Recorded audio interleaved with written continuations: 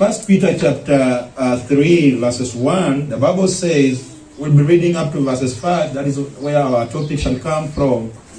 The Bible says, likewise you wives be in subjection to your own husbands, that if any obey not the word, they also may without the word be won by the conversation of the wives, while they behold your chaste conversation coupled with fear, whose adorning let not be that outward adorning of plaiting the hair, and of wearing of gold, or of putting on of apparel, but let it be hidden man of the heart, in that which is not corruptible, even the ornament of a meek and a quiet spirit, which is in the sight of God of a great price.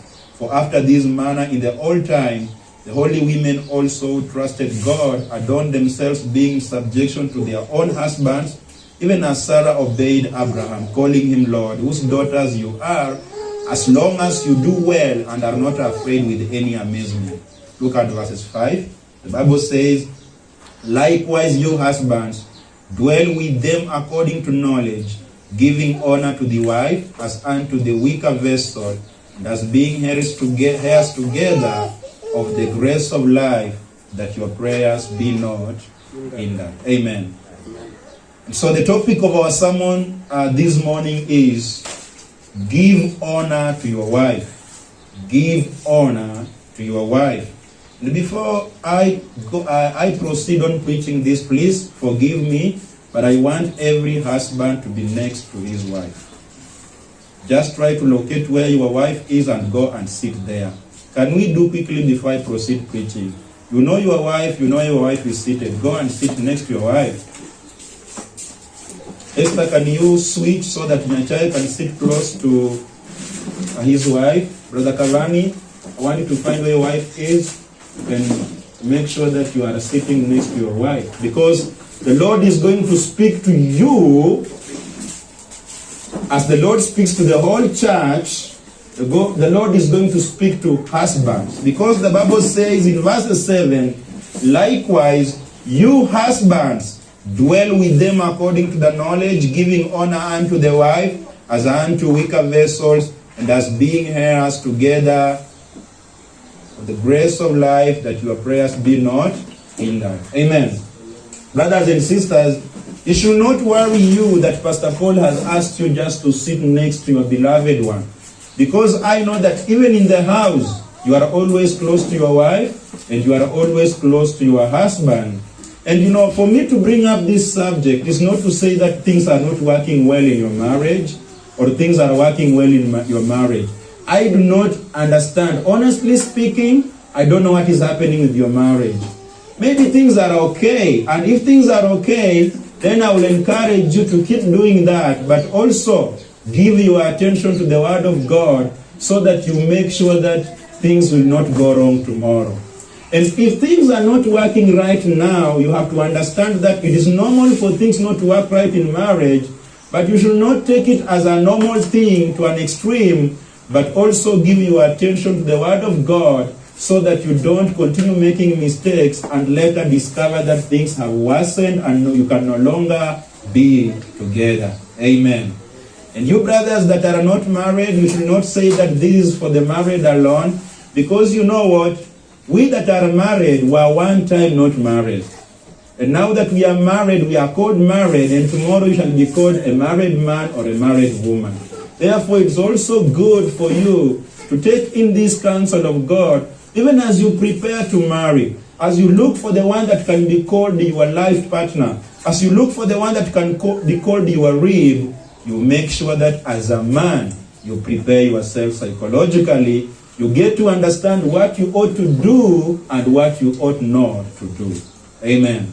And you ladies that are listening unto me and are not married, it's also good for you to listen unto this word, because you don't want to get to a man that shall frustrate you tomorrow. You don't want to make yourself a slave in the hands of a man that does not fear God, a man that will pull you on the wall, a man that shall shorten your life. Amen. Brothers, we have always been celebrating God when He gives us any doctrine concerning any subject. And today we should also be happy because God is going to speak to us on subject of how to handle your wife. Pastor Paul does not mishandle his wife. I love my wife so much, and most of you know that. And to say that I love my wife so much is not to say that my wife is sitting on me. Because once a man declares that I love my wife and we are at peace with my wife, then the society begins to say, bibi yake amemkalia. It is not about my wife sitting on me, and my wife has never sat on me. And I am not a chapati, so she has never sat on me. When I say that my wife and I are in love and we love each other, I'm trying to say that in our marriage, we have applied the principles of the Word of God. As a husband, I appreciate and acknowledge what God wants me to do in that marriage towards my wife. And my wife also has appreciated and acknowledged what God wants her to do as a wife, so that that marriage is peaceful, that marriage is enjoyable, the children have peace, food can be eaten together, and everything that we do as lovers and people that God has blessed. Amen. You know, brothers and sisters, it is very easy for you to go outside here and show people that you love your wife. Either way, you put on the dress that looks the same color and all that. You try to, make sure that your top looks exactly with what your wife is dressing on. But that is just being done so that the society can see and say, hey, they love each other. But when you get to the house, you are not talking. It is a very dangerous thing for you to show people that you love each other, and when you get to the house, you become two countries that cannot even cooperate. It's a very dangerous thing. Men that are listening unto me, I'm not here to promote women to be rude. I'm not here to promote women to begin coming up with the issues of 50-50. And you know very well, Pastor Paul has preached for a long time against women, the fashion style, the way they want to live. I've always been discouraging this issue of 50-50 because it's unbiblical. I have preached against family planning. I have preached against many things against women. But allow God to speak on behalf or to speak for women today. Amen. Because people would think that Pastor Paul hates women. I love women. I love my wife. I have ladies in my house. I love them so much according to the will of God. And I don't want tomorrow to hear that the men of that church hate their wives. And the reason why I just put you next to your wife, I want you also to love sitting next to your wife. Because there's something that Pastor Paul will preach, which will require for you to tickle your wife and say, have you heard that? Touch your husband and say, is he speaking about us? But when you sit central, another one is sitting western, it will bring issues. Amen. The Bible says, man, that you should give honor to your wife. And the reason why you should give honor to your wife, it is because if you want your prayers to be answered, give honor to your wife. Today, Christian men are not honoring their wives. They are taking their wives to be a second-class thing. And we have a man that will always be bold to rise up and say, a woman cannot tell me anything. We used to have a guy in this church who used to tell me, Pastor, I cannot get in a vehicle where the woman is the driver. And for me, that guy used just to bore me because you don't have a car and the woman has a car and can help you so that you are not rained on. Will you not go in that vehicle because it's for a woman? That is stupidity. And that guy used to claim that, and you follow him to his house. He does not honor the wife. He doesn't listen to the wife. The wife makes no sense unto him. He just, dishonors the wife. I don't want us to live that life. It is the will of God, you husbands, the Bible says, you stay with your wives according to the knowledge. Stay with them according to the knowledge. Which knowledge? Not the knowledge of your fathers back in home. Not the knowledge of the Luya grandfathers and the Kisii grandfathers and the Maragoli grandfathers and the Kikuyu men. No. According to the knowledge of the Word of God. It is not a good thing when we begin to generalize our women and say, hawa wanawake wanakuanga hivyo. These women are always that way. When you do that, you are simply saying you do not understand anything concerning the Word of God in regards to your wife and in regards to women. Brothers, today we are parents, and I have girls in my house. Tomorrow they will be getting married. I don't want a man to frustrate my children I don't want a man to frustrate my girls because I did not frustrate their mother. Amen. And so if you don't want your children to be frustrated tomorrow in marriage, don't frustrate your partner. Today, God wants us to live with our wives according to the knowledge of the Word of God. What is God speaking unto you in regards to your wife? Has God told you that your wife cannot advise you? Has God told you that your wife cannot even summon you and tell you anything that will help you? Has God told you that your wife cannot give you something that will help you tomorrow? That's what I'm asking. Because I don't want to think even for a second that here we have men seated and their wives cannot tell them anything in the house. Let me remind you something. I am a lion in my house. I am a lion. But I am not a lion that eats my own people. I am a lion that defends my people. Amen. A good lion protects its family. A wicked and ignorant lion devours its own family. If you think you are a man and you think you are the head of your family, which is a good thing, and if you think you are a lion, do you know what you are supposed to be doing? A lion loves the wife. A lion loves the children. The lion will attack the enemy when he or the enemy is trying to attack its family. Amen. The Bible says, giving honor unto the wife as unto the weaker vessel, as being heirs together of the grace of life. Your wife is a weaker vessel. Now, when the Bible brings in the subject of being a weaker vessel, the Bible is not talking about the strength of the flesh, because we know today we have men being battered by wives in their houses. We have men that cannot stand before their wife and speak anything, because what comes next is slap.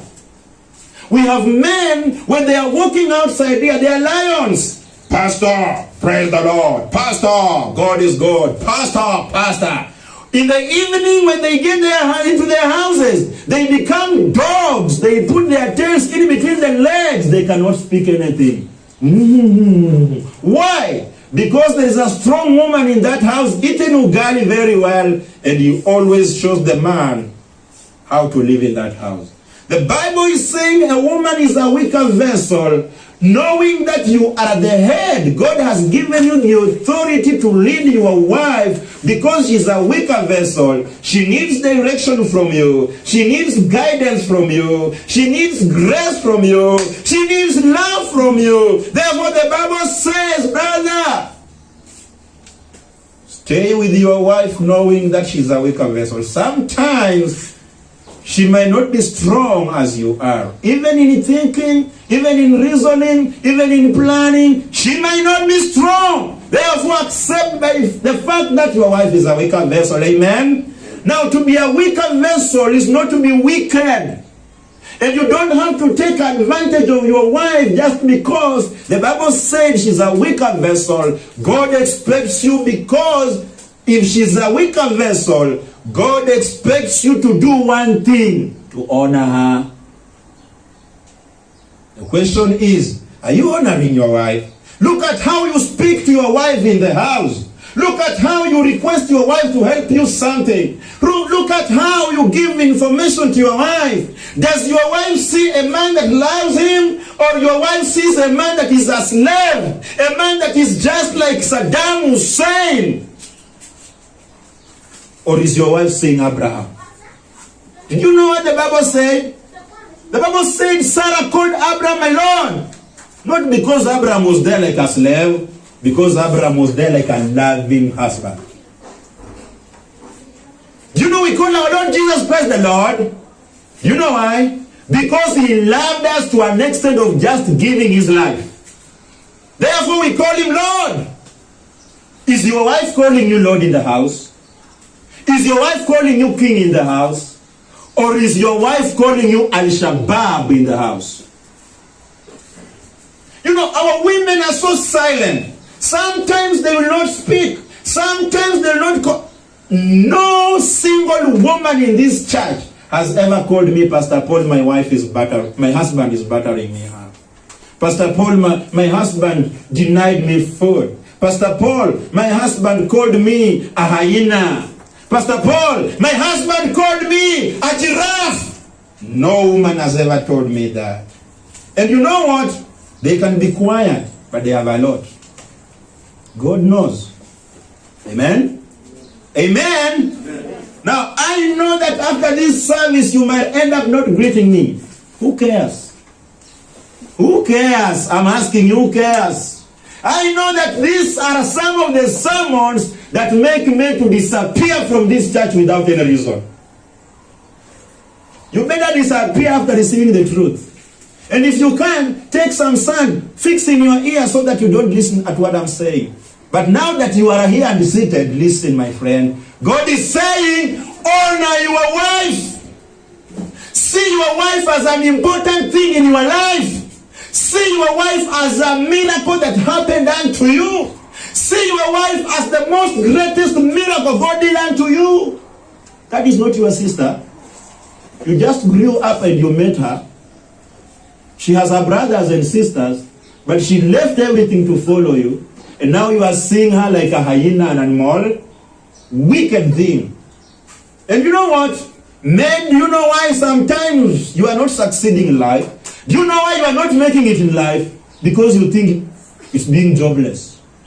You think because you are not having a good job, that is why you are not building that house. No! Let me tell you the reason why you are not succeeding in life. The reason is you are mistreating your wife. You are looking at your wife as a house girl. You are not honoring your wife, and therefore your prayers are hindered. All of us understand the work of our prayer. Amen?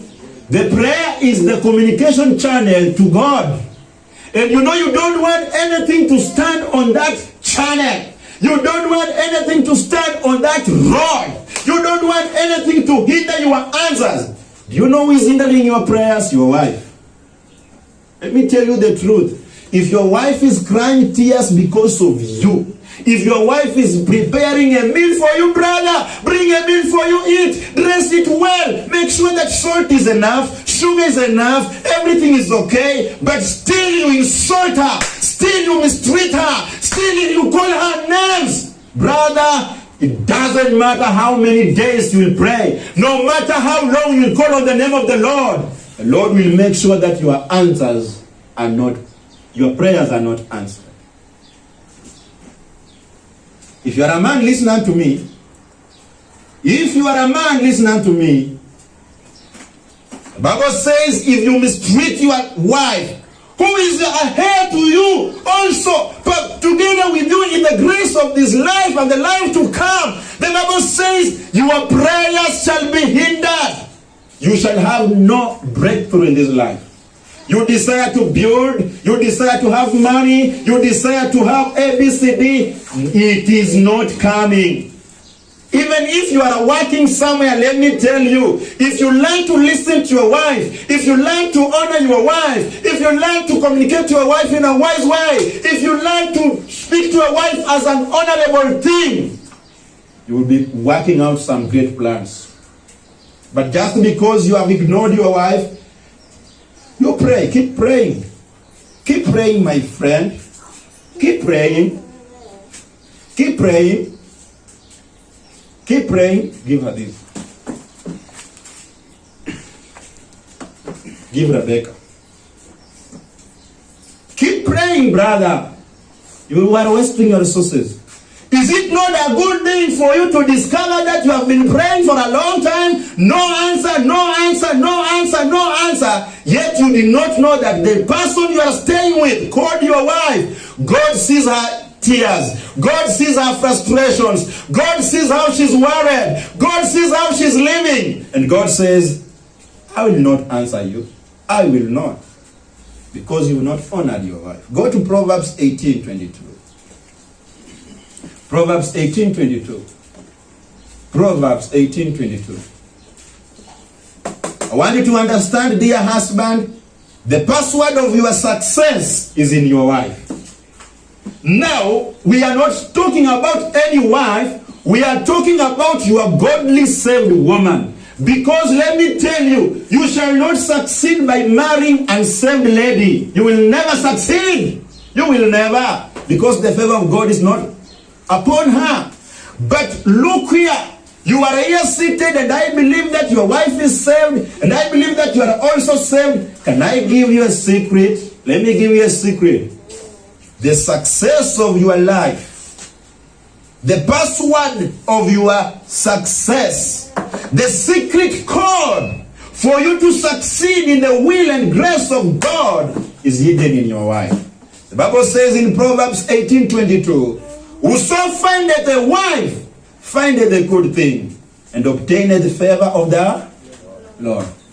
So number one, to marry is a good thing. And I want to encourage brothers and sisters in this church, when your time has come, you are mature enough, you understand the doctrine, you agree with the word of God, when you find one, plan to marry, plan to be married. But look here, the Bible says, it is a good thing to find a wife. The Bible says, you have found a good thing. Brothers and sisters, I will submit unto you. There are things in my house that happen every day, and I look at how things are happening in my house, then I discover a wife is a good thing. I was once a single man, and you know, being single, how you stay? Sometimes you cook ugali and you feel like, I don't want to wash the plates, so you eat from the sufuria directly, because you have no strength of waking up and wash plates. But in my house, I can use this cup, I finish, the next time I want to take tea, I am using another cup. The next time I want to take tea, I am using another cup. And the cup is coming clean. Who washed it? Who washed it? And yet again in that house, nobody will ever complain saying, you are using many cups, you are using many cups in a day, we are tired of washing. Nobody's complaining. I'm busy doing my Bible studies, I'm busy working, and behind me I hear a soprano voice saying, do you feel like eating anything now? If you are single, do you think that voice will ask you? You know. The Bible says, whoso findeth a wife, findeth a good thing, and obtaineth favor of the Lord. Let me tell you, I that is married has more favor than the guy that is not married here. You have favor of the Lord, yes, but you know what? Mine is bigger than yours because I found a good thing. Because you see what? God has given the success of Pastor Paul, the goings of Pastor Paul, the achievements of Pastor Paul, the passcode, the secret word are in my wife. You tell me if I will be a pastor today without having a good wife. Do you think I'll preach here today if my wife is battering me in the house, demanding things that cannot be achieved, struggling with life, trying to compare me with other men? Do you think I'll have the peace of preaching and even ruling this church? No. You know why? Because it starts with the wife. Brother, the family that you admire starts with the wife. The success that you want, when you go before God, God looks at the wife and God says, oh yes, I gave you something good and I have given you favor. Ignorant men do not understand that, oh, the secret word of my success is in this person. You think you just married her because your brothers in the village were married. You think you just married her because your friends were married. No! You married her for a reason. And look here, after you married her, the Bible says, once you married her, you have the favor of the Lord. The problem is, are you utilizing that favor? You are busy calling your wife names. You are busy insulting your wife. You are busy abusing your wife. You are busy, misusing your wife, not realizing that this is what I need. Go to Genesis chapter 2 verses 23. Genesis chapter 2 verses 23.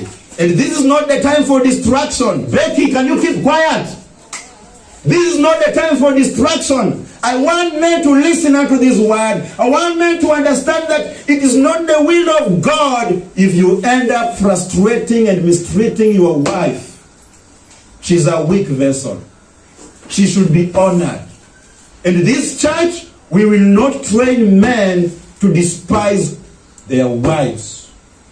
We will train men to love, cherish, honor their wives. Amen.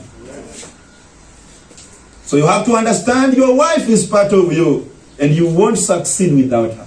If you are married, let me tell you, you will walk, you will travel up, down, seeking for that thing that you think will make you successful.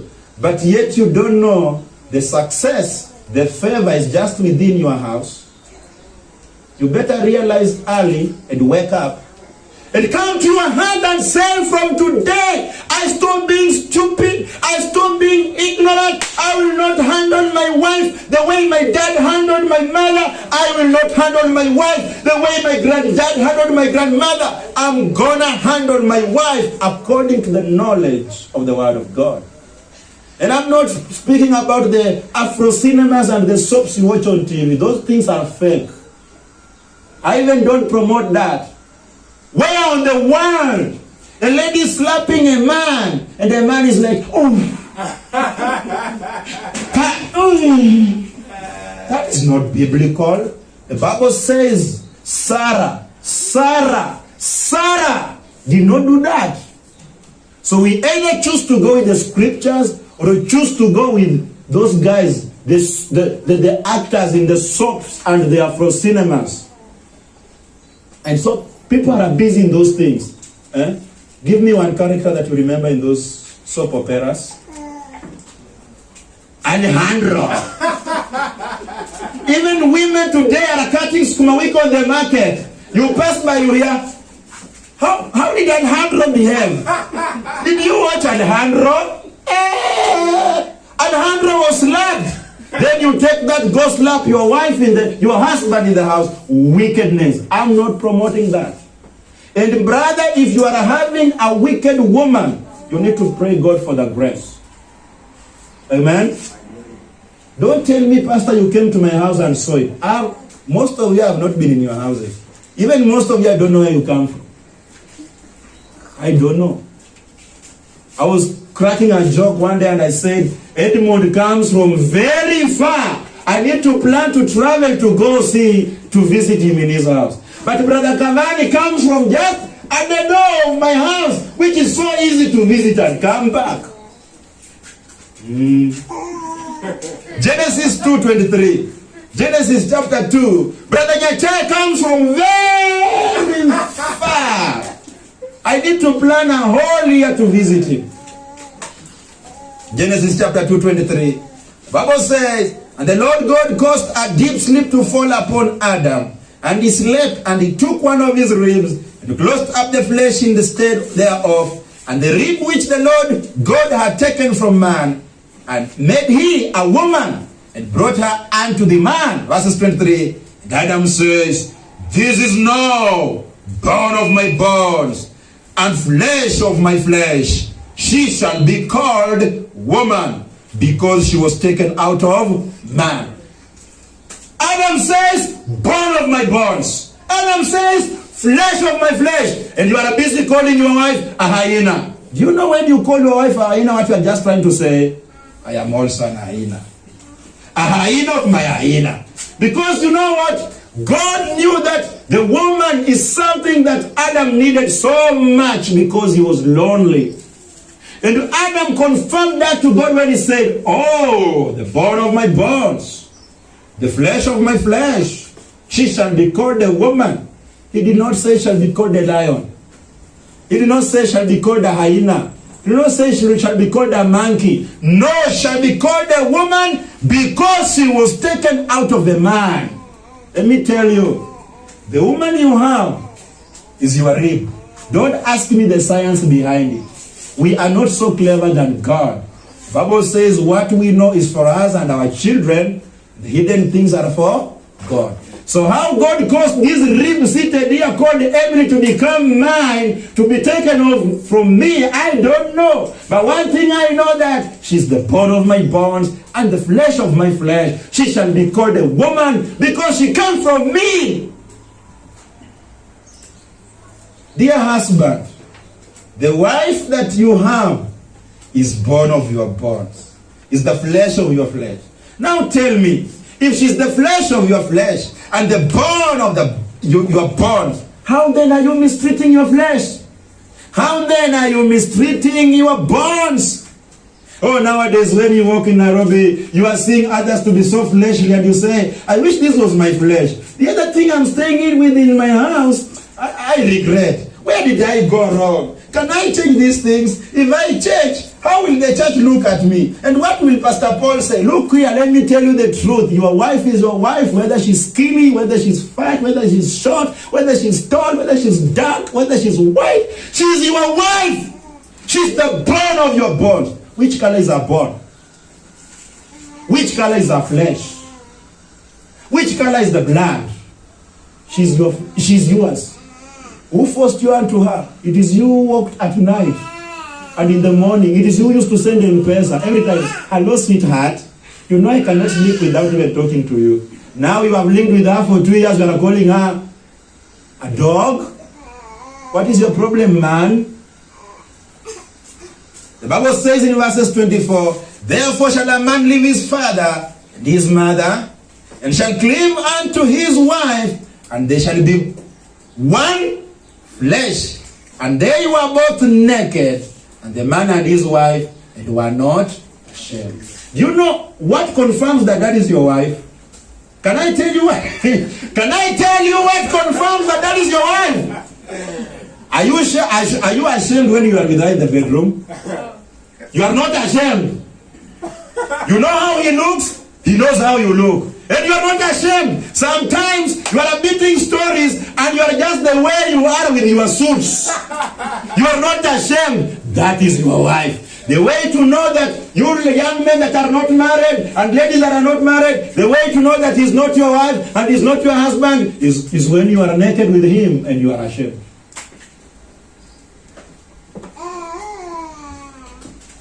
Tell me, you want to tell me, Pastor, I get ashamed every time. How did you give birth to those children? You have 4 children and you are telling me that every time you get ashamed. Go to Ephesians chapter 5:25. The Bible says the wife you have is the bone of your bones. The wife you have is the flesh of your flesh. Therefore honor her. Honor your wife, brother. It is a sad thing for me to discover that brother so-and-so does not honor his wife. It is a sad thing for me to notice that brother so-and-so does not love his wife. It is a sad thing. I don't make friendship with the people that mistreat their wives. I don't. Should I do that? People will say that is the same thing I'm doing to my wife. Amen? Let me tell you the truth. That day you will come to my house and notice that my wife is not willing to serve me with a cup of tea. And she's not excited when you are in the house. Understand that something is not right. Because that's the easiest way to know if things are right in this house or not. Let me tell you the truth. If you gave me a chance and opportunity to come to your house as a couple, within the first 20 minutes, I will know whether things are good or not good. Communication will just show. And you cannot pretend. You cannot pretend. Ephesians 5:25. Ephesians 5:25, the Bible says, husbands, love your wives, even as Christ also loved the church. He gave himself for it, that he might sanctify and cleanse it with the washing of water by the word, that he might present it to himself, a glorious church, not having spot or wrinkle or any such thing, but that it should be holy and without blemish. Verses 28. Look at verses 28. The Bible says, so ought men to love their wives as their own what? As their own what? How are you supposed to love your wife? The way you love your own body. With wicked men that are busy eating meat, good things in the hotel, they go home with Kisumu boys. They go home with omena. You don't love your flesh. You know, men, we love our bodies. We want to be smart. We want to make sure that the haircut is maintained on the head. We want to make sure that the shirt is well ironed. We want to make sure that the shoe is shining. The Bible says the same way you just love yourself, the same way you take care of your flesh, love the same way your wife. And you know what, brothers and sisters? I'm saying this with a lot of seriousness because we will not continue that way if that be the case. You keep on buying for yourself some t-shirts, trousers, shoes every day, yet your wife is only putting on that single dress that she came with when she was coming to marry you. There's no day you have ever surprised your wife with something good. There's no day your wife has ever entered that bedroom and noticed that this is a surprise. No day. And some of you have gone to an extent of loving their mother so much than their wives. Everything is about the mother. My mother has said, no objection. Whatever your wife says that is objecting your mother's opinion, your wife becomes a demon to you. It is wrong. The Bible says you shall leave your father and mother and be joined to your wife and become one. As the Bible says that you shall leave your leg for your mother. No.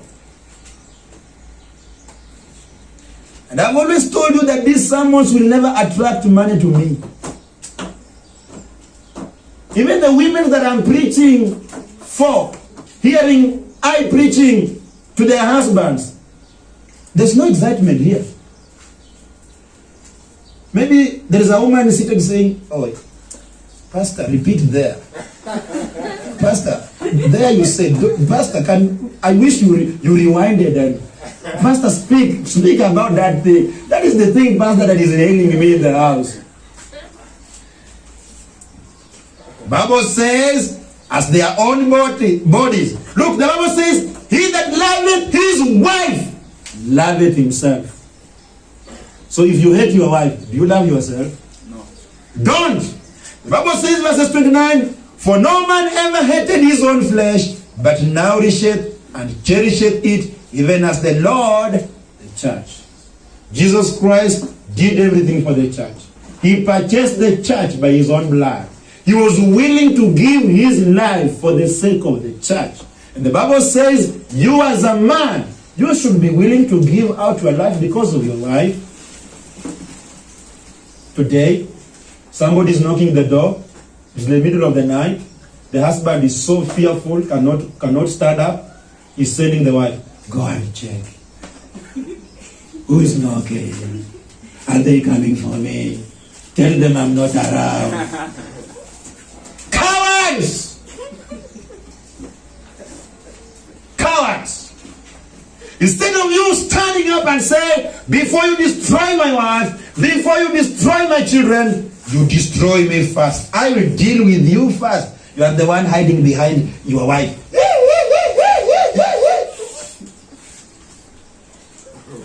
Weak men. The Bible says, nobody ever hated his own body, but he nourished it and cherished it. He makes sure that if it's time to eating fruits, he eats. Yogurt, drinks. Water, takes in. Ugali, takes in. A good shirt, puts on. Why are you not doing the same things to your wife? And look, if you do not have money, then also show your wife that you don't have money. Put on the same clothes for a whole month. But you are telling your wife, we don't have money to buy clothes. But you are the one buying every weekend a t-shirt. Are you wicked? Are you mad? Have you not known what the Bible said? Have you not read? Look here. If you chose to handle your wife the same way you are handling yourself, let me tell you, in that phone, your wife would have saved you, my Lord, my King. Who knows how your wife has saved you in that phone? Edmond, do you know the name your wife has given you in the phone? I wish I knew the name. Some women have even saved Edmond. Thaddeus. Others, baby. Others, sweetheart. Don't ask me what my wife has saved me. You go and do your own research. Amen. But the point is, brothers and sisters, God has given you a good thing. Did you know that we have men that look at your wife and say, I wish she was mine? How she's so persevering. She's going through a lot because of you. She's not enjoying life because of you. Either maybe she was rejected by her own people for choosing you. And she just says, whatever comes, I'll be with my husband. Even in this poverty, I'll be with my husband. And you have no time to acknowledge and appreciate her. Yours is to see her mistakes every day. In the morning, mistakes. In the afternoon, mistakes. In the evening, mistakes. Oh, sugar. Oh, salt. Oh, smelling. Oh. Don't you have a single day just to say, my wife, I don't regret for just choosing you as my wife. You don't have a day to tell her, I know we cannot go, and have some money so that we can swim. I know we cannot go to Mombasa. I know we cannot go. But let us just go to this Kakio Square Chipo is being prepared. Me and you and eat French fry as we enjoy ourselves. Two of us. When your wife tells you, can I go with you today to eat with you? Say, you don't have money for me. Who told you she wants meat? Maybe she's just using that language so that you are with her alone so that she can communicate to you something. Do you know women are so wise? Do you know sometimes they don't say something plainly? They use parables and hidden sayings. Your wife can tell you something, and if you are so ignorant, you will think that she was just joking and she was trying to pass a message on to you. Now, if you are not married, take it from me. That is what you will experience. If you think your wife will always be telling you, I want water, I want water, I want water. One day she will just say, do we still have Planet Water in the shops nowadays? Oh, Planet Water in the shops nowadays. She's not asking whether it is in the shop. She's just trying to tell you, we used to enjoy that water in our house. Do something. Amen. Look at verses 33. Verses 31, I mean. The Bible says, for this cause shall a man leave his father and mother, and shall be joined unto his wife, and they two shall be one flesh. Verses 30, the Bible says, nevertheless, let every one of you in particular so love his wife, even as himself. And the wife see that she reverence her husband. So it begins by you, husband, loving your wife as you love yourself. And you know what the wife is going to do? The Bible says she's going to reverence you. She's going to call you, my Lord. She's going to tell you, you are the most handsome, most honest, most faithful man I ever happened to meet in my life. I don't regret marrying you. I love you in this situation, and I will love you even tomorrow. I'm giving you a challenge today, you men. When you go back to your house, try to tell your wife, I love you. Look at her response. Will she say, thank you? Will she say, oh, I've missed that? Or she will say, so you love me. Because you know what? You left telling her, reminding her that you love her. You thought that when you bring omena home, when you bring ugali home, when you bring boga home, you thought that that is love. No. Who told you she needs food?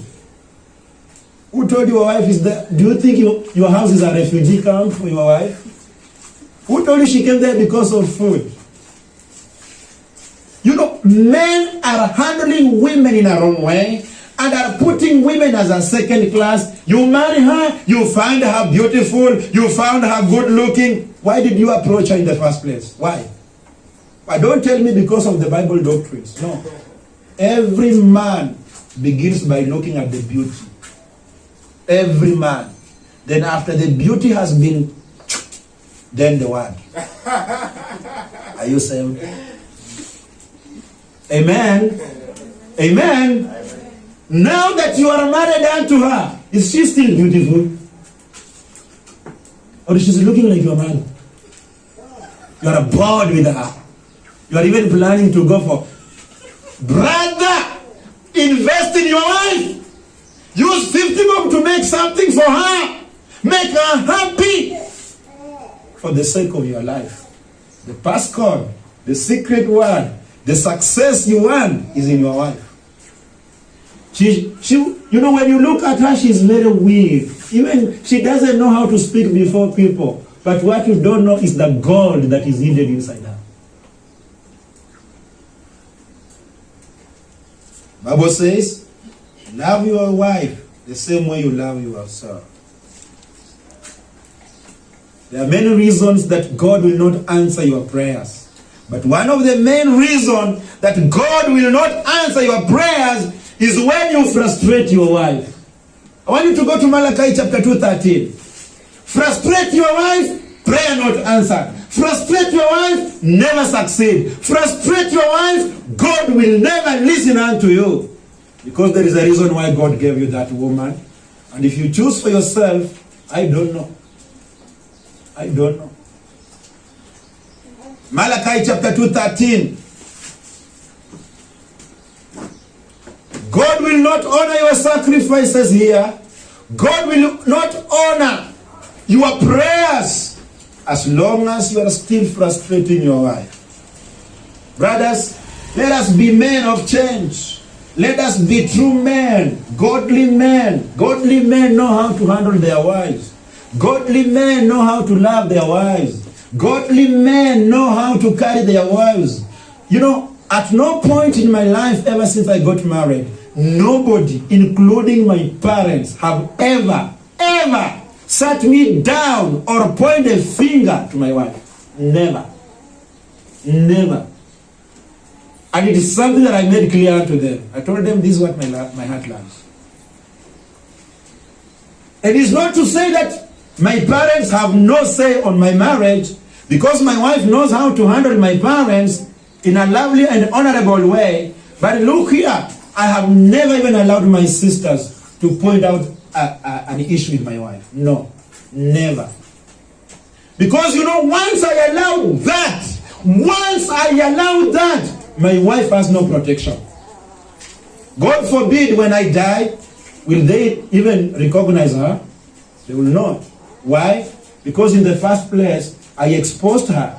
I let people just to attack her at any point in time. My wife has never allowed her people to point their finger unto me, nor even to speak wickedness against me in her presence. Never. If you love yourself, you will not allow people to attack your flesh. You will not allow people to put down your flesh. You will not allow people to abuse you. You will not allow people to insult you. So if you are insulting your wife, if you are frustrating your wife, God will not answer your prayers, and therefore it means you also hate yourself. Malachi chapter 2 verses 13. Malachi 2:13. Malachi 2:13. The Bible says, and this have you done again, covering the altar of the Lord with tears, with weeping, and with crying out, insomuch he regarded not the offering anymore, or received it with good will at your hand. Verses 14, yet you say, wherefore? Because the Lord has been witness between thee and the wife of the youth, against whom thou hast dealt treacherously, yet is she thy companion and the wife of thy covenant. That is the reason God is not listening unto your prayers.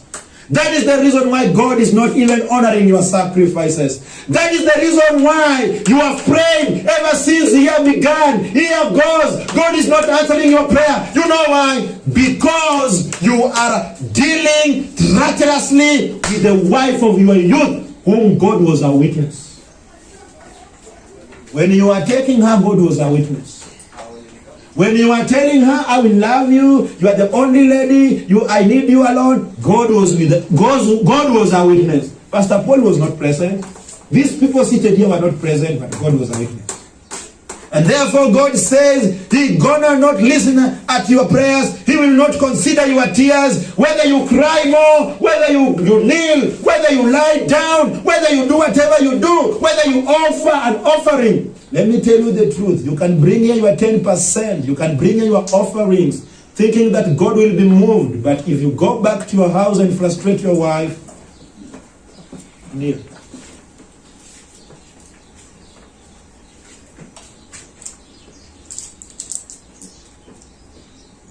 You know, to deal treacherously with your wife, it means you betray her.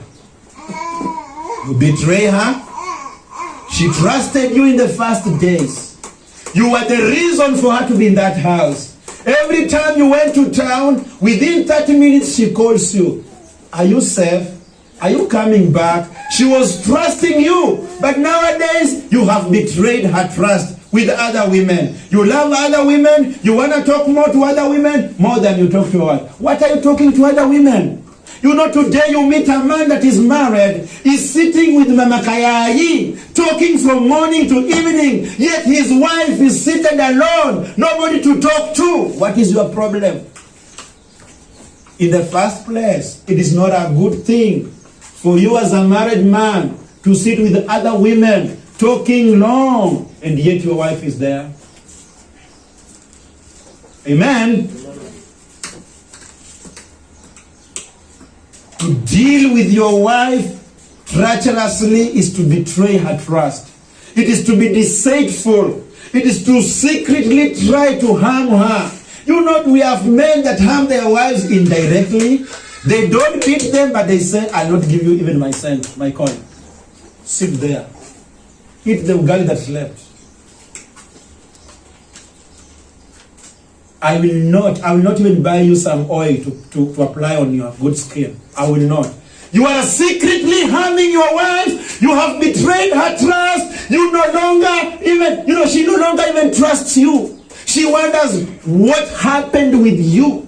The language changed. The storyline changed. Nowadays it's not about I love you. Nowadays it's about I hate you. Nowadays it's about when will you die?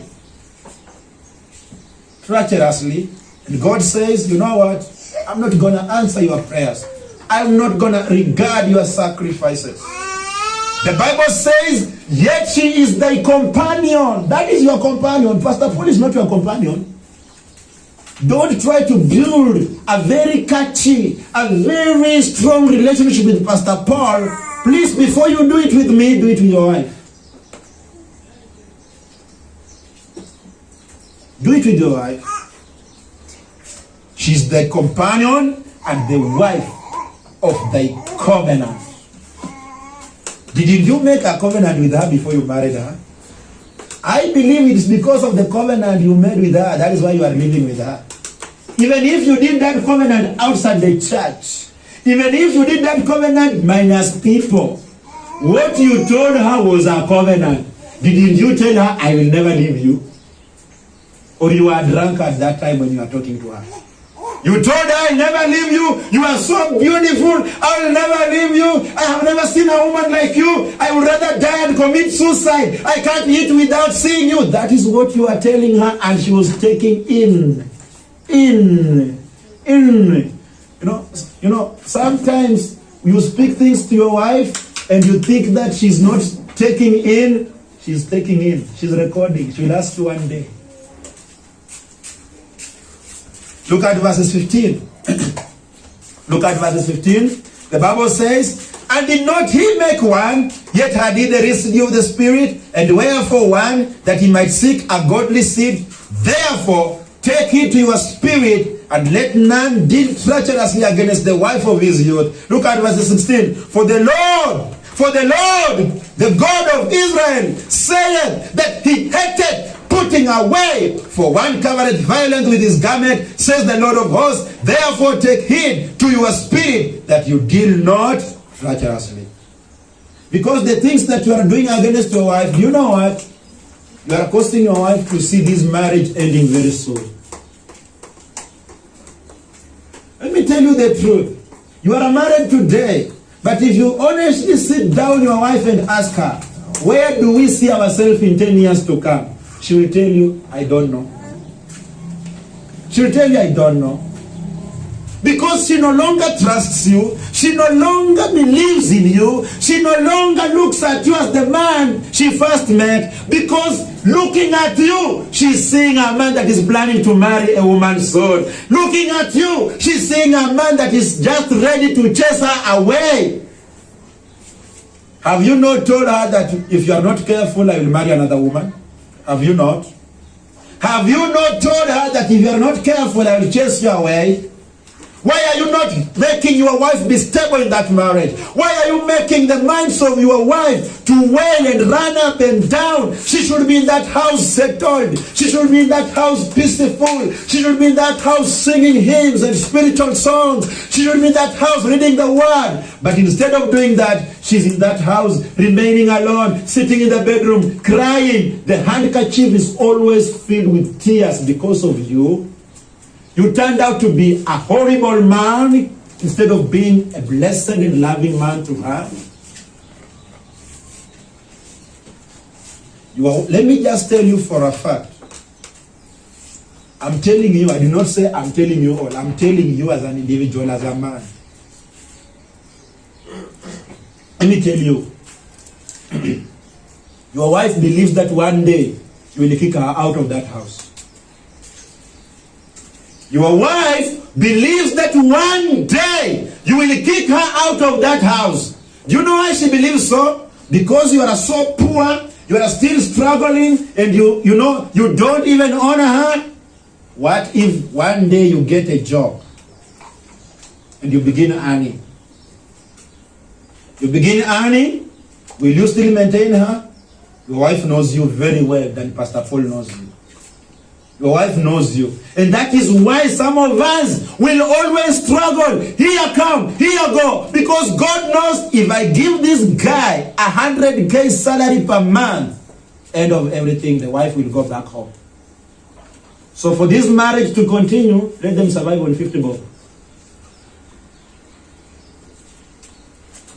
You do not have the discipline of maintaining love and stability of your wife in that house because of the little cash you have. God says he hates putting away. Amen. Look here, brothers and sisters. Pastor Paul knows you and Pastor Paul knows your wife. Sister, Pastor Paul knows you and Pastor Paul knows your husband.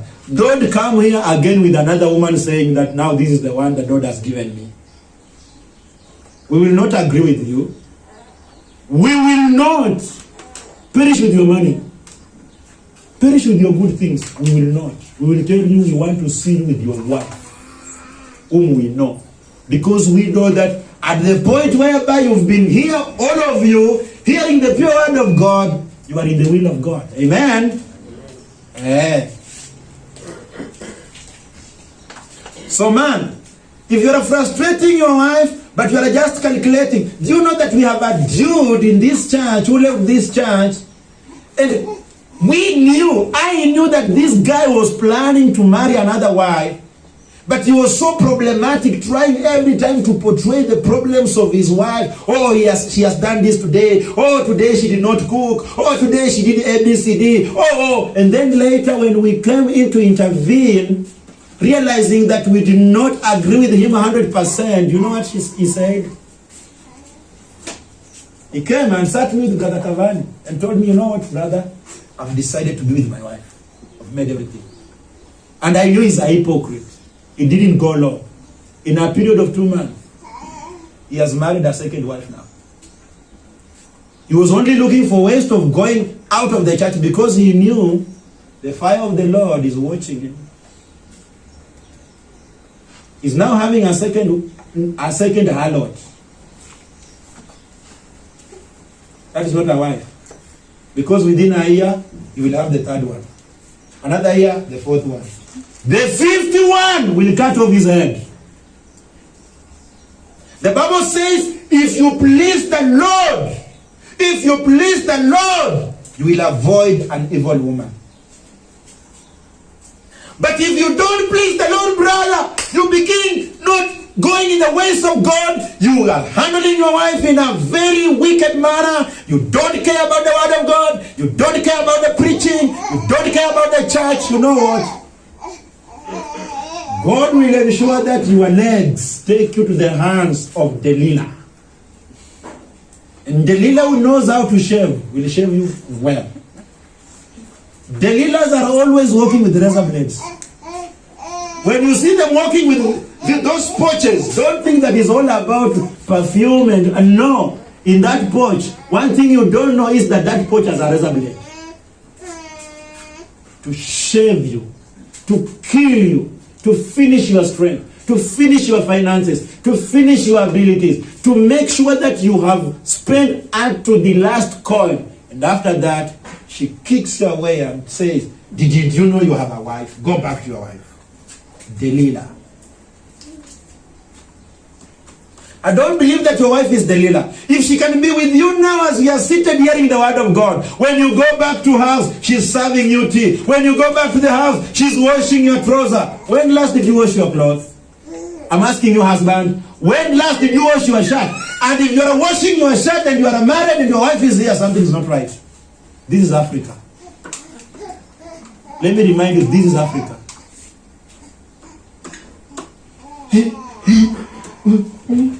Promise me, when you marry me, you will be helping me to wash utensils. See? Promise me, when you marry me, I will wash today a shirt and you wash for me tomorrow a skirt. Eh? That's nonsense. There are roles for men in the Bible. Amen? Yours is to go look for food and bring home. The wife is there to give birth to children, take care of the house, and make sure the house is in order. Have you forgotten what the Bible says? Can I repeat that again, women?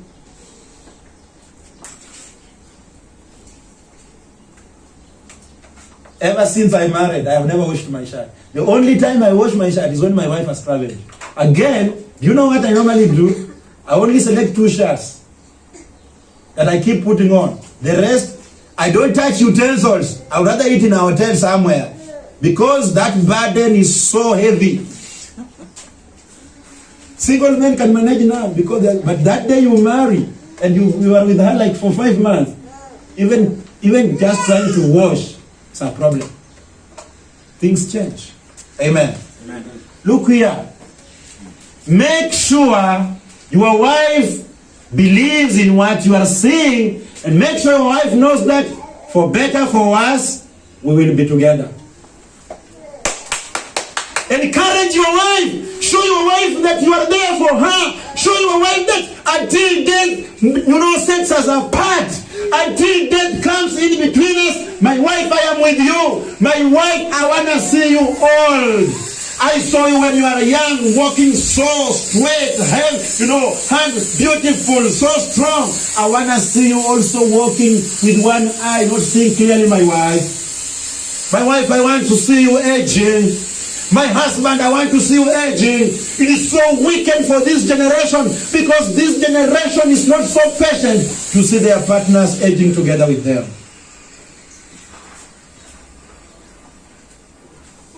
Sometimes I wake up in the morning and I look at my wife and I notice that we are growing old. And sometimes it's just my thoughts and I don't tell her. But I conclude by saying this.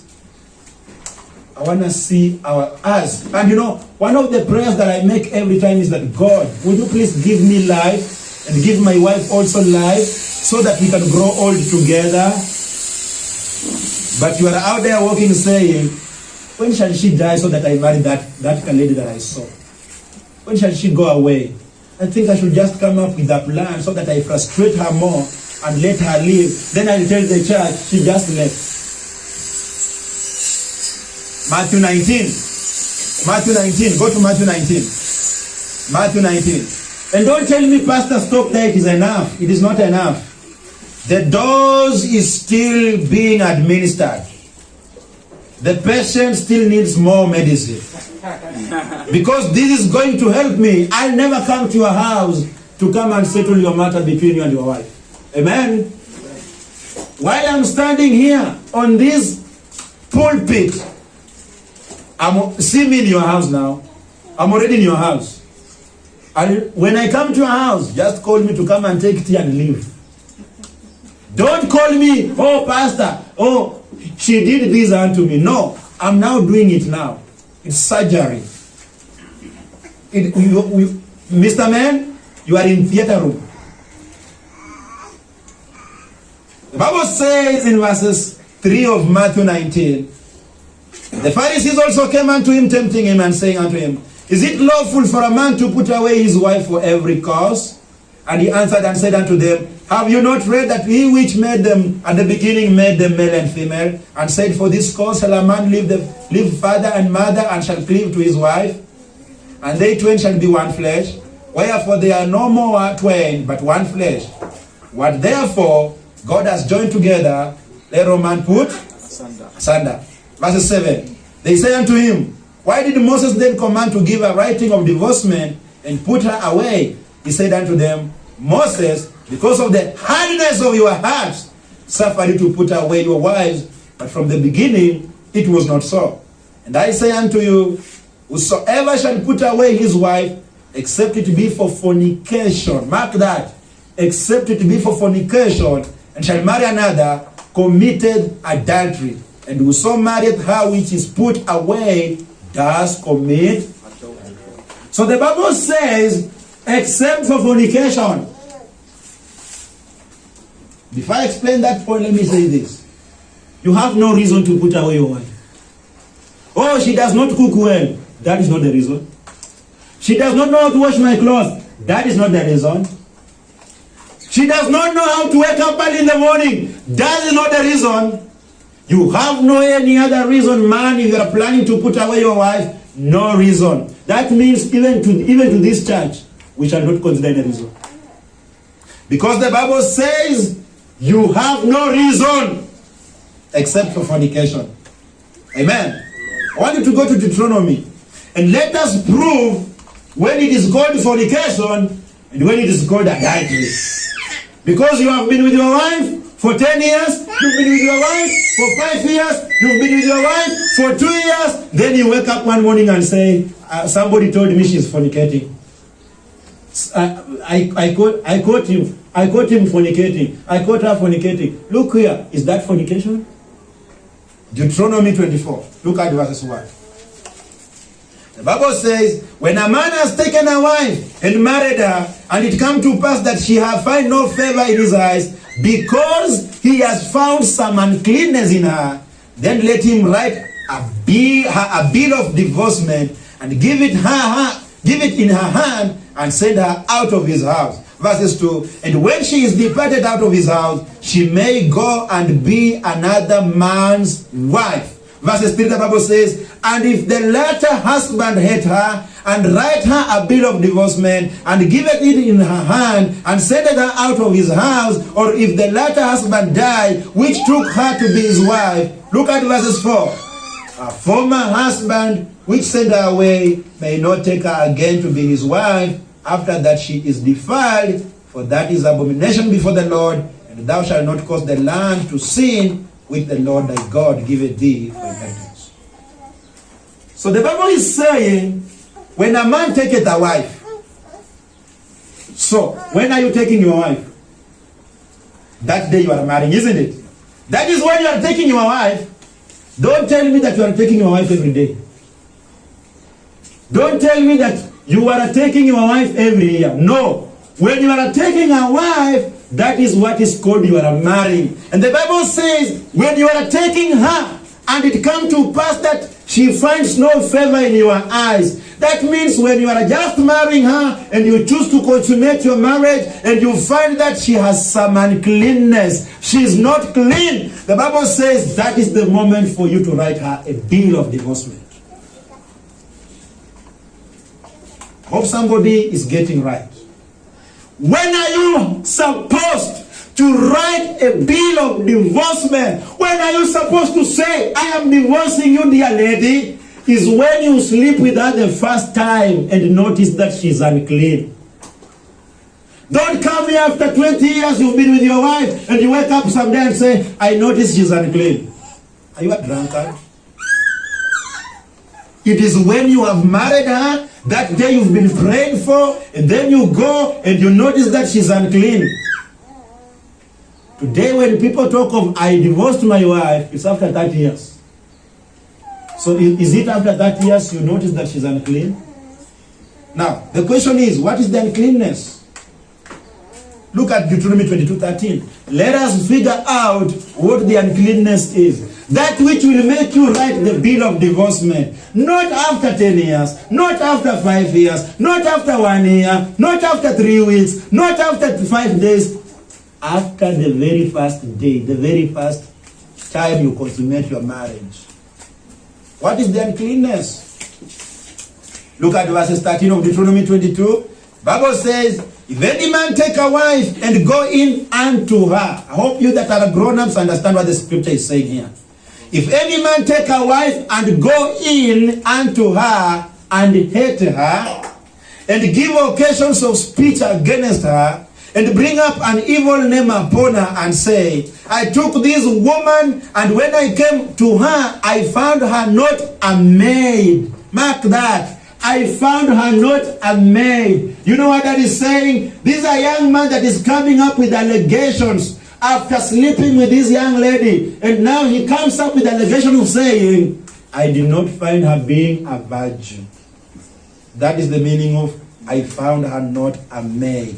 I did not find her a virgin. Let's continue reading. Verses 15. Then shall the father of the damsel and her mother take and bring forth the tokens of the damsel's virginity unto the elders of the city in the gate. Brothers and sisters, I think if we decide to live the days of those Israelites, many ladies today would have been stoned to death. Because look here, during those days, it was so serious that for a young lady to get married, the parents are also have a role to play. Because here we have a picture of a young man that is just waking up one day and say, or after consummating the marriage and say, I did not find her a virgin. The parents of the lady are required to take that white sheet, go with it to the elders, and prove to the elders that this young man is accusing our young daughter for not being a virgin, and yet these are the tokens of the virginity. This is the blood to prove that she was a virgin. So there was always a proof. Today there is no proof. What do you think if we choose to start proving today?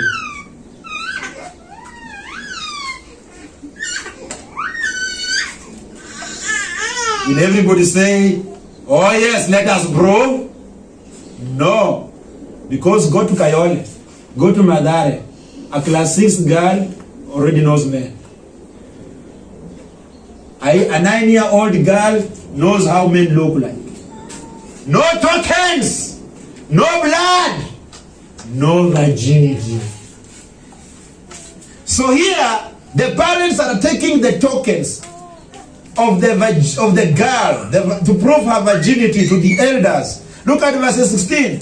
The Bible says, and the damsel's father shall say unto the elders, I gave my daughter unto this man to wife, and he hated her. And lo, he has given occasions of speech against her, saying, I found not thy daughter a maid, and yet these are the tokens of my daughter's virginity. And they shall spread the cloth before the elders of the city.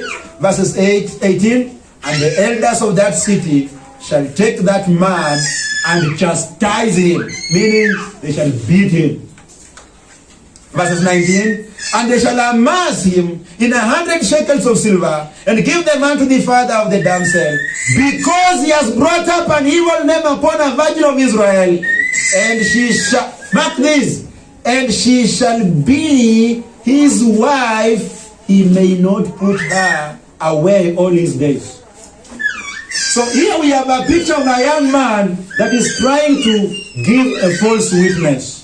He's trying to say, can you control that, Josiah? She's becoming too loud on me, and I'm using a microphone. I don't know why.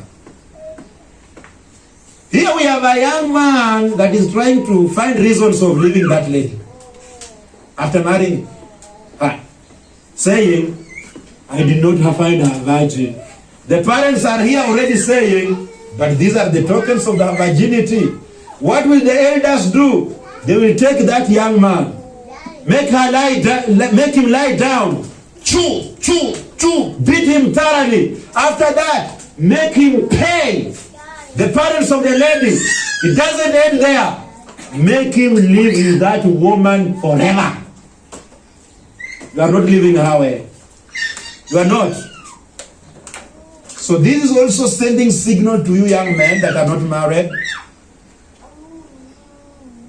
You run away from him because today we have hit and run guys. They are always hitting. You know what needs to be done unto you? Is to be brought here. We are the elders. We kick you thoroughly and make you pay and force you to marry her. Because you are the one who broke her virginity.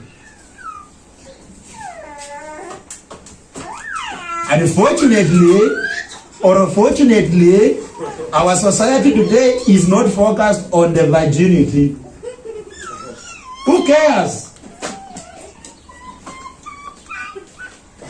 Now that you have stayed with her for 10 years, either you found her virgin or you did not find her virgin. Do you have a reason to leave her?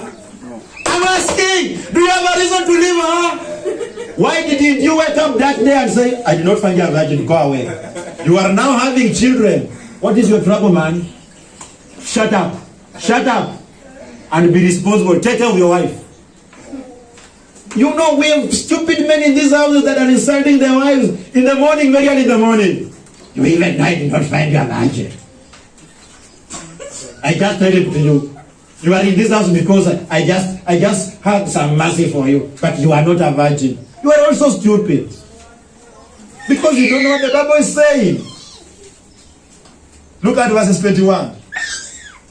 So we can see, brothers and sisters, divorce can only be written when you first try out and notice that she's not a virgin because she was a fornicator before she got married unto you.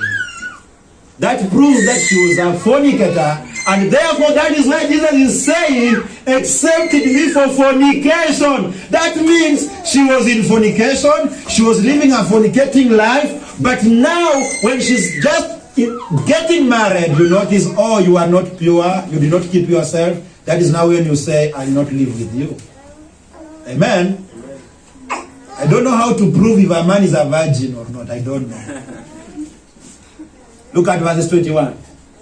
Bible says, then they shall bring out, look at verses 20. But if this thing be true, now, the other side, if the man's claims were true, that she found him not a virgin, what is the Bible saying? He found him not a virgin. The Bible says, but if this thing be true, and the tokens of virginity be not found of the damsel, then they shall bring out the damsel to the door of her house, of her father's house, and the men of her city shall stone her with stones, that she do what? She die. Because she has wrought folly in Israel, to play the whore in her father's house, so shall thou put evil away from among. Let me ask you, do you think those days were easy just to go out and have a boyfriend? You tell me. Nowadays you are swimming in Facebook. You see somebody on Facebook. Next week you are meeting. Before things go far, you've already slept together. Tell me if these days you could do that. Because the moment you think about doing that, you see stones coming. And the Bible says they put you at the doorpost of your father's house. And men of your community begin stoning you until you die. May people say, thank you, God, for the grace. Go to 1 Corinthians chapter 7. 1 Corinthians chapter 7, look at verses 10. 1 Corinthians chapter 7, look at verses 10. 1 Corinthians chapter 7, verses 10. Hello, men. I'm still speaking unto you. Honor your wife. Honor your wife. Change your mind today. You know, be a person that shall pray this prayer saying, oh God, I discovered that I have been handling my wife not in a right way. Please forgive me and give me a right spirit to see my wife as a most valuable thing. And from today, Lord, help me to handle her with respect and honor. Amen. 1 Corinthians 1 Corinthians chapter 7, look at verses 10. The Bible says, and unto the married I command, yet not I but the Lord, let not the wife depart from who? From the husband. So Paul is sealing this point by saying, you dear woman, if you have been planning to leave your husband, forget that. That is stupidity. You are there to stay. Amen? For better? For us. In poverty? In riches. In sickness? In good health. Amen? The Bible says, let not the wife depart from her husband. Verses 11. But if she depart, let her remain unmarried or be reconciled to her husband, and let not the husband put away his wife.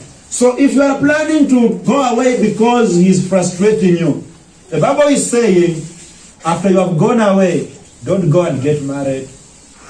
Just stay. Be there just that way until when you're done.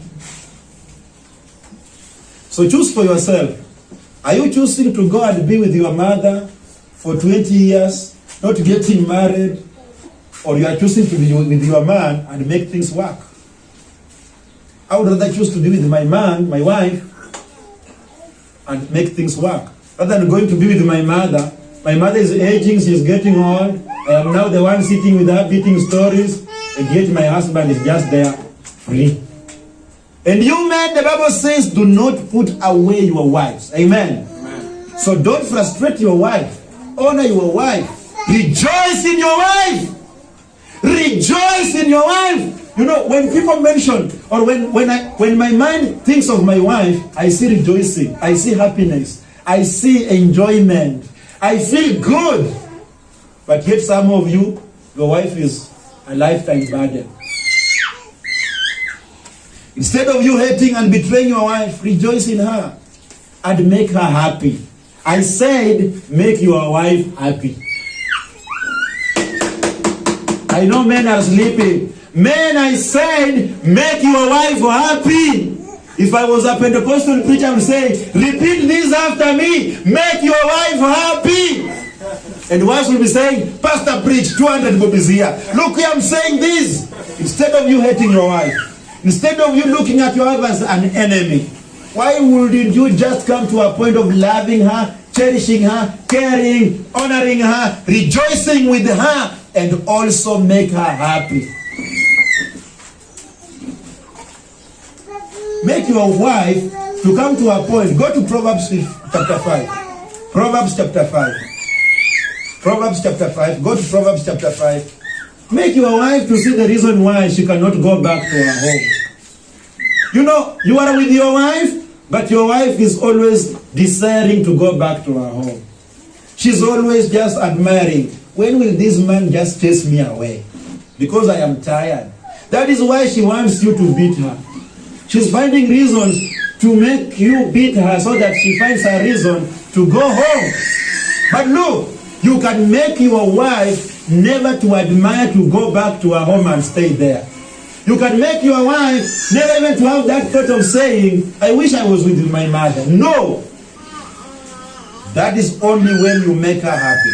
The Bible says in Proverbs chapter 5:15, Proverbs 5:15, Proverbs 5:15, the Bible says, drink waters out of their own cistern. Now, men that are grown up and women that are grown up understand what this Bible is saying. The Bible is saying, drink water from your own well. Drink water from your own cup. Drink water from your own container. Don't drink it in Jerry, tomorrow Phyllis, next week Anna, the other week. Give me the names of women. Esther, Atiambo. Your work is just to write names. You know, it should be shameful to see a man coming on YouTube saying, I have slept with 200 women. It is a shame. Amen? The Bible says, drink waters out of thy own cistern, and running waters out of thy own well. Let thy fountains be dispersed abroad, and rivers of waters in the streets. Let them be only thine own, and not strangers with thee. Let thy fountain be blessed, and rejoice with the wife of thy youth. Verses 19. Let her be as the loving hind and the pleasant roe. Let her breasts satisfy thee at all times, and be thou ravished always with her love. Verses 20. And why wilt thou, my son, be ravished with a strange woman, and embrace the bosom of a stranger? Verses 21. For the ways of a man are before the eyes of the Lord, and he pondereth all his going. His own iniquities shall take the wicked himself, and he shall be holden with the cords of his sins. He shall die without instruction, and in the greatness of his folly he shall go astray. You that is not enjoying your wife, you that is not rejoicing in your wife, you that has come to a point and said, my wife is boring nowadays, I need to have a mpango wa kando. The Bible says, look here, man, you will die in your sin. And God pondereth your goings. God checks how you are walking. God knows your secret dealings. God knows that you saved her another name so that you can blindfold your wife, but in real sense, you are the one partaking with her on the bed. God knows that you are committing adultery, and you know what? God is saying, very soon you will die. Why will you entertain a stranger? Why will you take out of your clothes for a woman that is not your own? I would rather ask you to get to your wife and be with your wife. The Bible says, when Adam was with Eve, they were not naked, neither were they ashamed. That is a proof of him being your husband and her being your wife. Amen. Therefore, brothers and sisters, what is the Bible saying? The way to rejoice in your wife is the way is to notice that she has everything that you need. What do you think Wanjiku has outside there that your wife Anna does not have? What do you think is outside there more good than what your wife has? I'm asking you men, because you know what? We will not allow men that are double dealers in this church. We will not. We will not. Look, Pastor Paul is not your police. I'll not waste my time following you up and down. But you know what? God will expose you. Do you know that? Do you know God will expose you? Yes. And after God exposes you, we say, go out there. Go and die in your own sin. The Bible says, rejoice in the wife of your youth. Amen. The Bible says in Hebrews 13:4, marriage is honorable in all, and the bed undefiled, but whoremongers and adulterers God will judge. That bed is so honorable. That bed must be kept pure. That bed must be kept pure. You know what? When you go out and sleep on another bed, you are making the bed in your house not pure. That is why nobody can just enter in your bedroom. Who has ever entered in my bedroom in this church? Anybody who came to my house and said, hey, brother, you have not seen my bedroom. Come and see my bedroom. Anybody? Do you know why not? Because it's a place that is for me and my wife alone. It's a place where we make children. Nobody else comes there. So who are you to go and make children again outside there when you have a bed to make children in your house?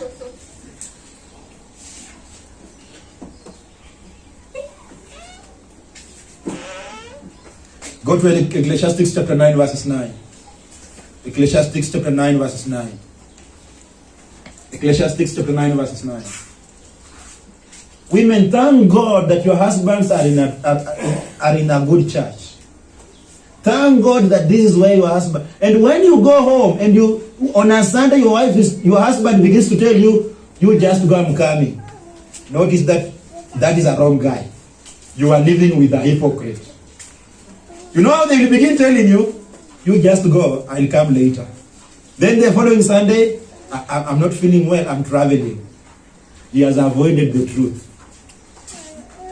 But if he will still come on Sunday on time with you working together, you have the right guy. Amen. Amen. And you ladies that are desiring to get married tomorrow, you need to pray that maybe that man is in this church whom you want to marry. Because if your dream, the man in your dream is in this church, or you man, the woman of your dream is in this church, you thank God because this doctrine is now finding its roots in the heart and mind. Amen? You know, it will shock men outside here to hear a pastor preaching about this. They will not come. Ecclesiastes chapter 9 verses 9. Ecclesiastes chapter 9 verses 9. The Bible says, live joyfully with the wife whom thou lovest all the days of the life of thy vanity.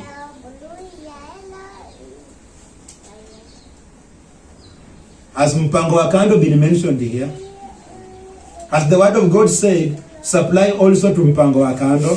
You men that are paying for mpango wa kando's rent, what is your problem? Pay for your rent, pay for your house, buy something good for your wife, eat something good with your wife. The Bible says, live joyfully, not a life of fighting, not a life of quarreling, not a life of calling each one stupid names. Live joyfully with the wife whom thou lovest all the days of thy life, of thy vanity. When you get salary, enjoy with your wife. When you have no money, live joyfully with your wife. When anything excites you, share with your wife. How many of you share stories with your wives? Or you are always a roaring lion in your house? When you are coming, the wife goes to the kitchen, the kids go to their bedroom, you remain alone in the sitting room, nobody's talking to you because you are a lion.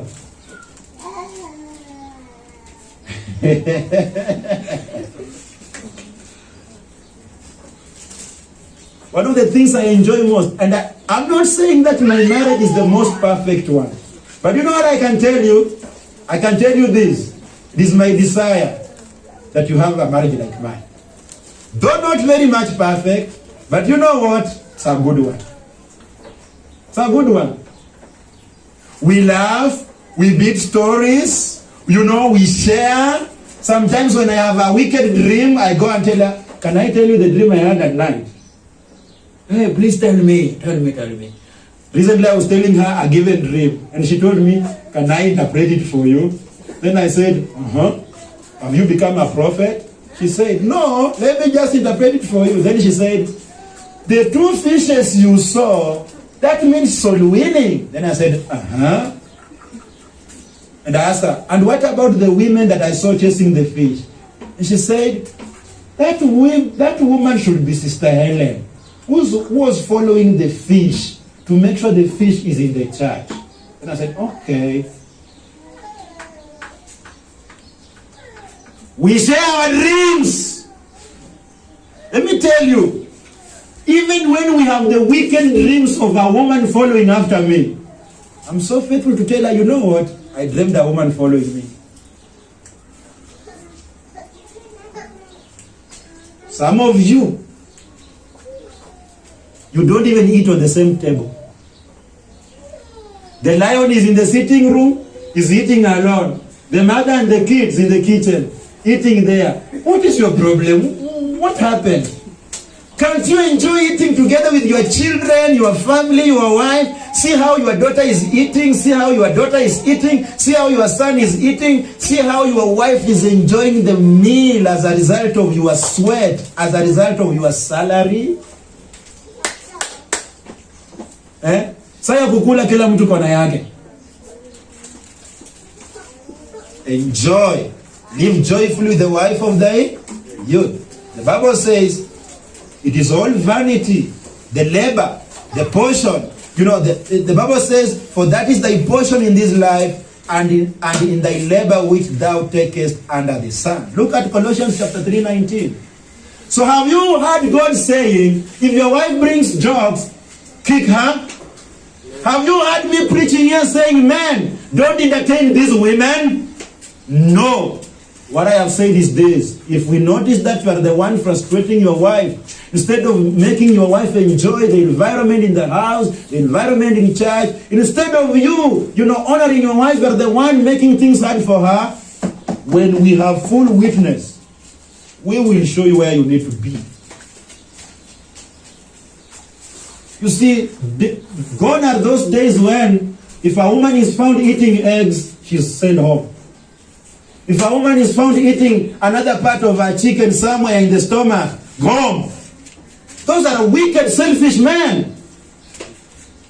If a woman is found sitting on a chair where the man is normally sits, home. Who said that? Who said that? If a woman is found eating in Dumbu, home. A Shkurumani, home. A woman is eating only the remains that are not even worthy to be eaten. If a woman is found eating eggs, a problem. Hey, wives, eat eggs. Eat eggs. Eat 2, 3, 4. Tell your husband today I'm feeling like I just want eggs. Amen. The Bible says in Colossians 3:19, husbands, love your wives and be not bitter against them. Hey! Husbands, love your wives and be not bitter against them. To be bitter against your wife is when you are always carrying her in your spirit, in your heart. You can never forgive her. You don't want to forgive her. You just want to always be annoyed against her always. Whenever you meet her, you are always seeing trouble. The Bible said that our women are weaker vessels. That means they are prone unto making even mistakes. Therefore, as a man, you need to be full of forgiving. Dear lady, don't look to marry a man that is full of anger and cannot forgive. I don't know how you will establish that, because men are so hypocritical when they are still asking you, or they are looking on the ways to put you inside that box. When you are outside the box, they will never show you how they get annoyed. They will never show you, even when you do something wrong, they are the one apologizing. I am sorry. I am sorry. But that day you get in their box, they show you true colors. The Bible says, you men, love your wives. Instead of carrying your women in your hearts with bitterness and forgiveness, the Bible says, love your wife. Amen. Now let me just give you a challenge of what I think maybe if you can, try it one morning, maybe today. Because we are not only hearers of the word, the Bible says we should be doers of the word. So I think today, brother, if even you are not planning to have a nice meal today in the afternoon, why can't you just go take a quarter of meat and tell your wife, can you prepare this the best way? I just want to eat. And the last time I gave you, I served you in your mouth was 20 years ago. But today we want to remember. Can you feed me? I'm gonna feed you. Can we cheers those glasses of water?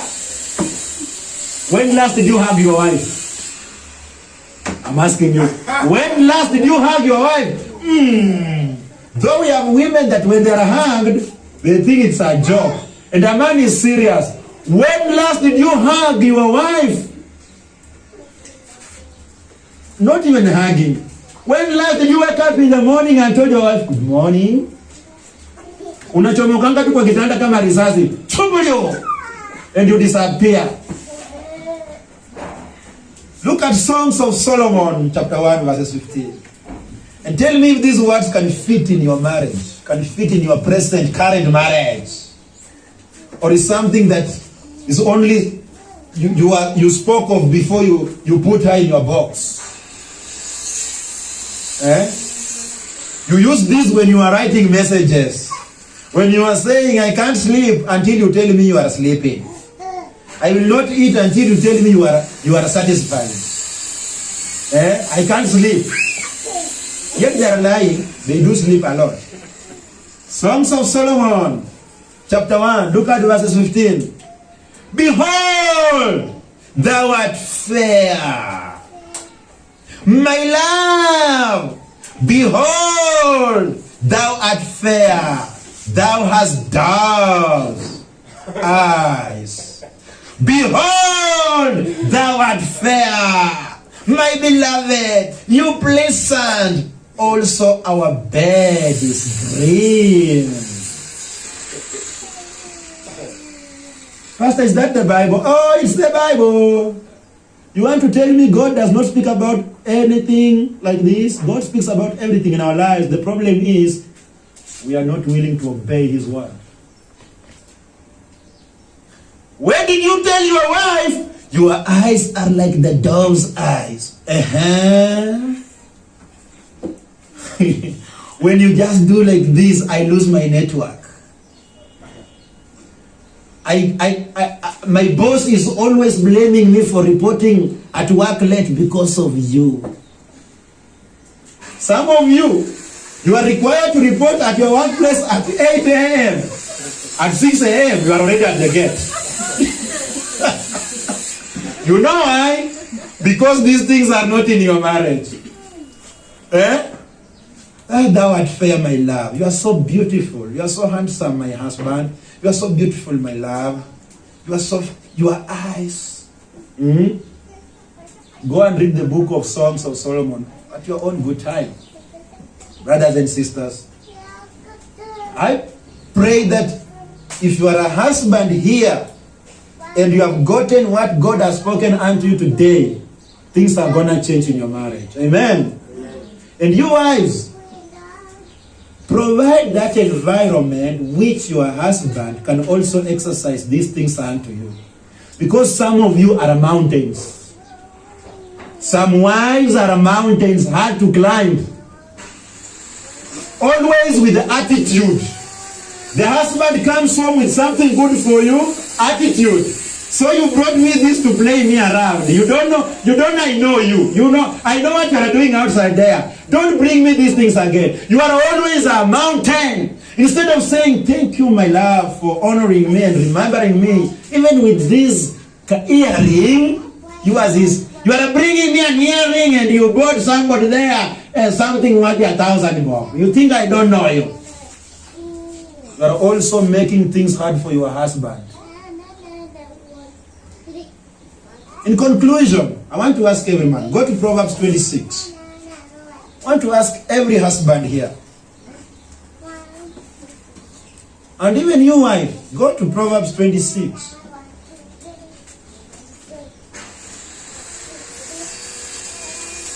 I want to challenge you in this. And you wives will tell me if your husband fits the bill. Proverbs 26. The Bible says, most men will proclaim everyone his own goodness. But a faithful man, who can find?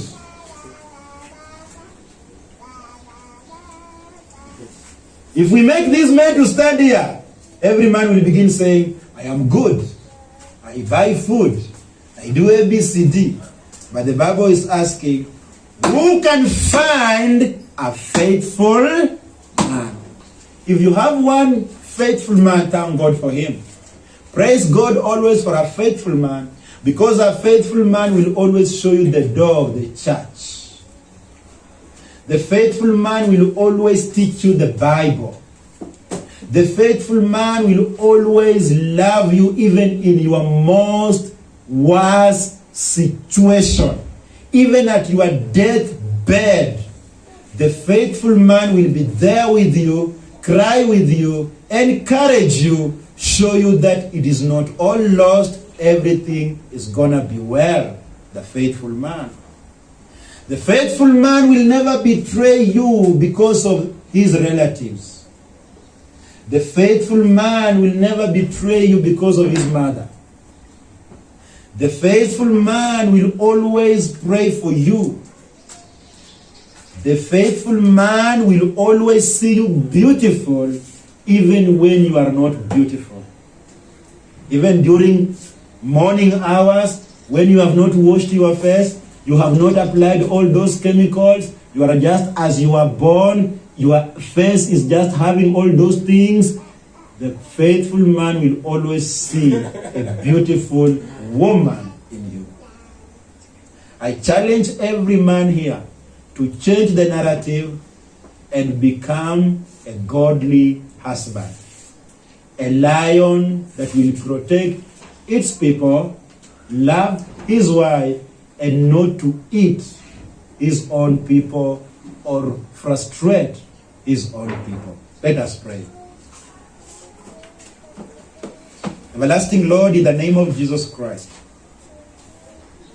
you have just used me as a cup. Lord, I cannot even remember what my mouth has spoken unto your children, but you know the contents that you put in me so that I can give unto your children. Lord, your intentions of marriage was to be a good thing, and a wife be a good thing too, and so that a man can find favor before you. Today the society has changed marriage. Everybody is crying about marriage, and the society wants to make women to appear like they are like men, and men want to be like women, and the 50-50 things are destroying marriage. But I pray that the men and the women of this church, Lord, will admire to set the foundation of their marriages based upon the word of God. Lord, I pray that any woman that is married and is in this church and she was losing hope, she was not sure, you shall also help her, my Father, to begin seeing things in a new way, and Lord, to have hope. But also I pray you help the husbands in this church to be faithful to their wives, to love them just the same way they love themselves, oh God, to honor their wives so that when they pray unto you, Lord, their prayers can be answered. I pray for the unmarried, oh God. Marrying is a good thing, and I ask that, Lord, you shall help men that desire to marry to find the right partner, and women that desire to get married to find also the right partner. I pray that, my Father, this family here will be a family whereby men shall be happy about their wives. They shall be joyful. They shall not be ashamed, my Father. And this is also a family whereby wives shall also be happy about their husbands for the glory and honor of thy name. Father, I pray that your children shall not be offended because of this sermon, but they shall see it as an opportunity of improving where they were going wrong. Lord, I pray that you fill my cup. And Lord, bless us all. In Jesus' name we pray and believe. Amen.